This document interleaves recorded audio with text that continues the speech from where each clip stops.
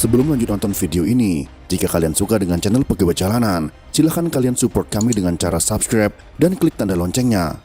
Silahkan gunakan headset Anda untuk mendapatkan kualitas suara yang jernih. Selamat menonton.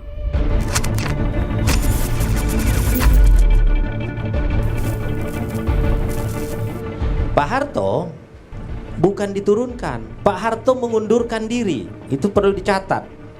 Orang gelar yang boleh memperoleh gelar pahlawan adalah yang tidak diturunkan.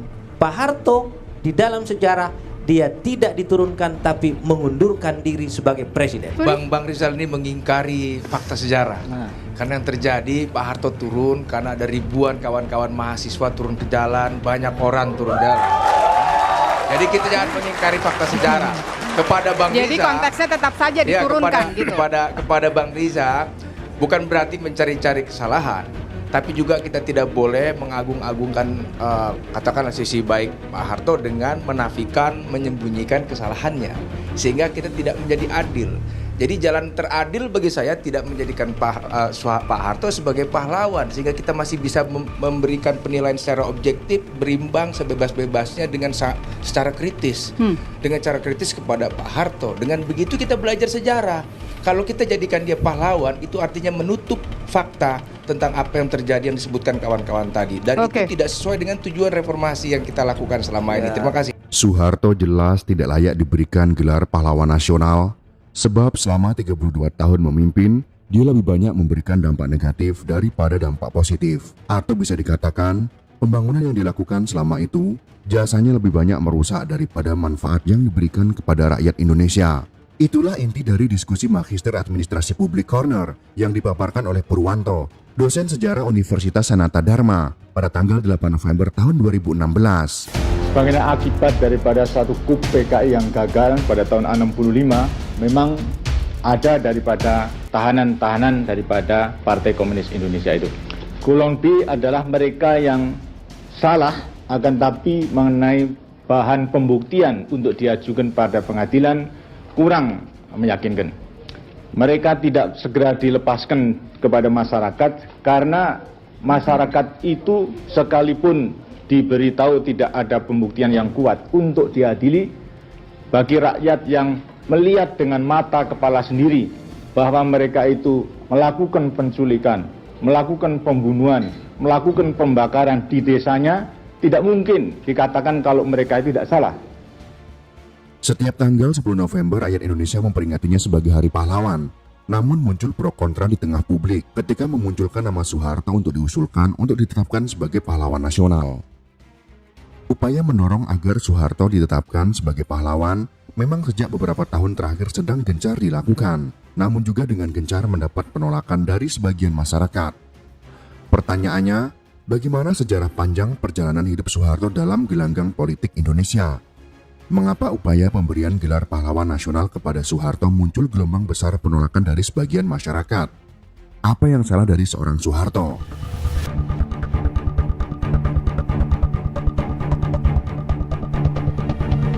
Tentunya dalam segala hal akan ada pro dan kontra, tidak terkecuali rencana pengangkatan Soeharto menjadi pahlawan nasional. Tergantung dari sudut mana kita memandangnya, apakah dari sudut orang yang berseberangan dengan Pak Harto secara politik, atau jejak-jejak panasnya politik pada masa lalu. Tentunya sebagai manusia pasti ada kelebihan atau bahkan kekurangan, tidak terkecuali semua pahlawan nasional kita. Akan tetapi apakah kita akan menghilangkan kebaikannya? Harusnya kita sebagai bangsa yang besar dapat lebih objektif lagi. Sedangkan menurut budayawan Jaya Supratna menilai, Presiden Indonesia kedua Soeharto layak mendapatkan gelar pahlawan nasional karena jasanya di bidang ekonomi.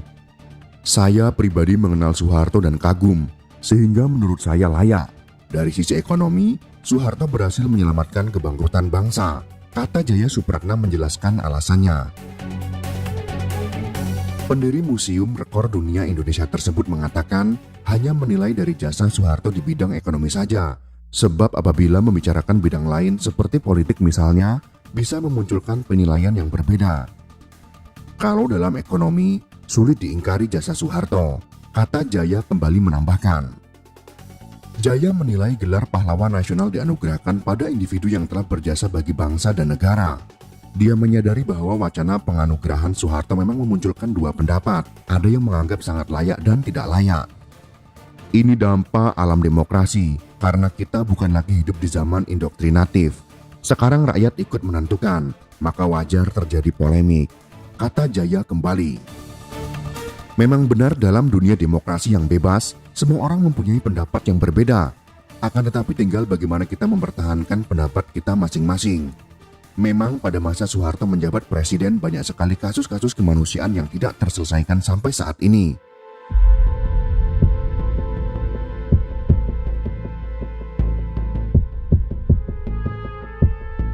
Mengutip dari tulisan Fajar Siddiq yang diterbitkan oleh MAP Corner Club MKB UGM pada tahun 2017, Fajar menjelaskan apa yang dilakukan Soeharto selama 32 tahun. Pada faktanya menunjukkan lebih banyak negatifnya daripada dampak positifnya.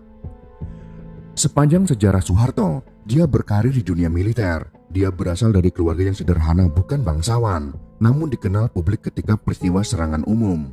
Jadi tidak heran waktu Soeharto jadi presiden, militer sangat dominan pengaruhnya. Dampaknya adalah selama sipil di bawah militer, jalannya demokrasi pasti terganggu dan terancam. Inilah yang bisa dirasakan sampai saat ini. Dalam kediktatorannya, tidak ada yang berani bicara dan dibungkam atas apa yang dia lakukan. Baru pada tahun 1998, peristiwa reformasi pun terjadi, kemudian memaksa Soeharto turun dari kursi presiden. Namun selama 32 tahun itu pula, pembangunan yang dilakukan terhadap kekayaan Indonesia lebih banyak dirusak daripada manfaatnya yang diberikan untuk rakyat.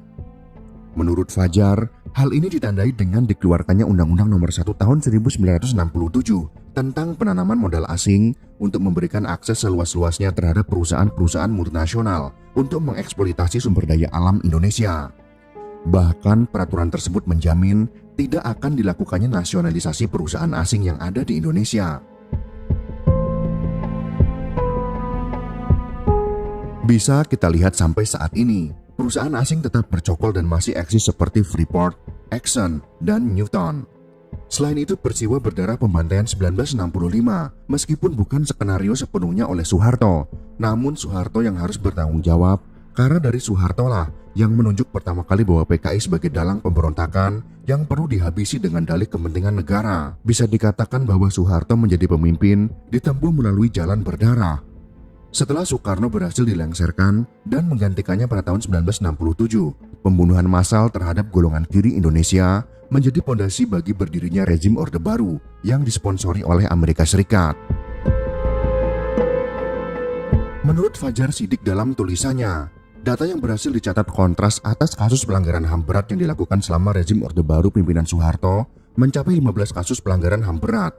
Antara lain pembantaian massal 1965, penembakan misterius atau Petrus tahun 1981 sampai tahun 1985, kasus di Timur Timur tahun 1974 sampai dengan tahun 1999, Bom di Aceh tahun 1976 sampai dengan 1989, Bom di Papua tahun 1967 sampai tahun 1998, kasus Dukun Santet Banyuwangi tahun 1998, kasus Marsina tahun 1995, Talang Sari Lampung tahun 1989, kasus Trisakti tahun 1998, kerusuhan 10 Mei tahun 1998, kasus Semanggi 1 tahun 1998, penculikan aktivis tahun 1997 sampai dengan tahun 1998, kasus Tanjung Priok tahun 1984, dan peristiwa 27 Juli tahun 1996. Kasus-kasus tersebut hingga saat ini belum menemukan kejelasan untuk penyelesaiannya, sekaligus menjadi bukti-bukti bercak noda berdarah yang telah berhasil ditinggalkan selama menahkodai bangsa ini. Itulah alasan kuat menurut artikel tersebut bahwa Soeharto tidak layak mendapatkan gelar pahlawan nasional karena lebih banyak hal negatif yang ditemukan. Namun jika kita boleh jujur, semua pahlawan kita memiliki kekurangan juga. Contohnya jika kita menganggap pemimpin tertinggi yaitu presiden yang harus bertanggung jawab atas segala peristiwa kemanusiaan yang terjadi, maka peristiwa revolusi sosial di Sumatera Timur pada tahun 1946, peristiwa Bulungan 1964, peristiwa Lubang Buaya tahun 1965, dan lain sebagainya, apakah akan mengurangi gelar pahlawan untuk Presiden Soekarno? Tentu saja tidak, karena kita juga harus melihat sisi lainnya, yaitu usaha beliau dalam menyatukan bangsa, membangun bangsa dan negara, sebagai proklamator dan lain sebagainya.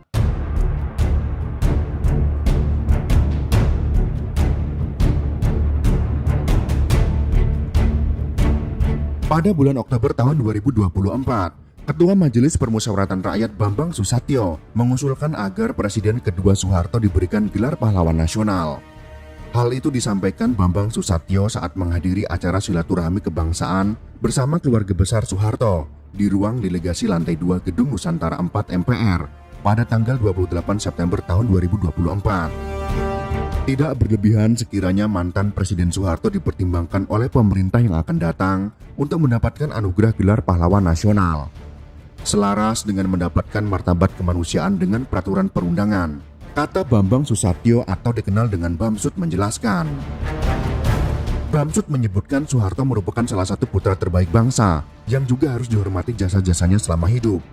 Menurut Bamsud, Soeharto telah berusaha mengabdikan diri sebaik-baiknya dalam menjalankan tugas sebagai presiden dan berjasa besar dalam mengantarkan bangsa Indonesia beranjak dari negara miskin menjadi negara berkembang. Sekali lagi membawa Indonesia dari negara miskin menjadi negara berkembang. Catatan sejarah menjadi bukti, tahun 1960-an adalah salah satu periode tersulit yang bangsa kita hadapi sebagai sebuah negara. Tahun 1963, pertumbuhan ekonomi Indonesia kontraksi minus 2,25%. Kemudian pada tahun 1966, inflasi melonjak hingga 635,3%. Kata Bamsud kembali menjelaskan. Dan tahun 1967, Indonesia adalah negara miskin dengan catatan utang sebesar 700 juta dolar Amerika Serikat. Jadi jauh lebih kecil dari yang sekarang. Namun beratnya tantangan kebangsaan itu tidak menyurutkan langkah Bapak Haji Muhammad Soeharto. Kata Bamsud menambahkan lagi. Kita ketahui pada masa itu, Presiden Soeharto dibantu tim pakar ekonomi seperti Profesor Sumitro Joyo Hadikusumo, ayah dari Prabowo Subianto, berhasil mengembalikan keadaan pada tahun 1969 atau setahun setelah menjabat presiden, sehingga pertumbuhan ekonomi melonjak tajam menjadi 12%. Dan inflasi berhasil ditekan pada kisaran 9,9% pada masa itu. Kemudian Majelis Permusyawaratan Rakyat atau MPR mencabut nama Presiden Soeharto dari ketetapan MPR nomor 11 tahun 1998 tentang penyelenggaraan negara yang bersih dan bebas korupsi, kolusi, dan nepotisme atau KKN. Namun terkait dengan penyebutan nama mantan Presiden Soeharto dalam TAP MPR nomor 11/MPR 1998 tersebut, secara diri pribadi, Bapak Soeharto dinyatakan telah selesai dilaksanakan karena yang bersangkutan telah meninggal dunia. Ujar Bamsud menjelaskan posisi pribadi Pak Harto dalam TAP MPR tersebut. Diketahui TAP MPR nomor 11 tahun 1998 ditetapkan pada tanggal 13 November tahun 1998.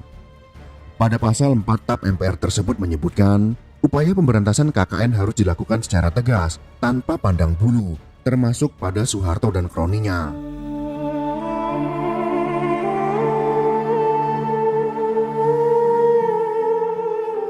Kesimpulan materi kali ini, apakah Pak Harto layak atau tidak untuk diberikan gelar pahlawan nasional? Tentunya akan dikembalikan kepada masing-masing dari kita.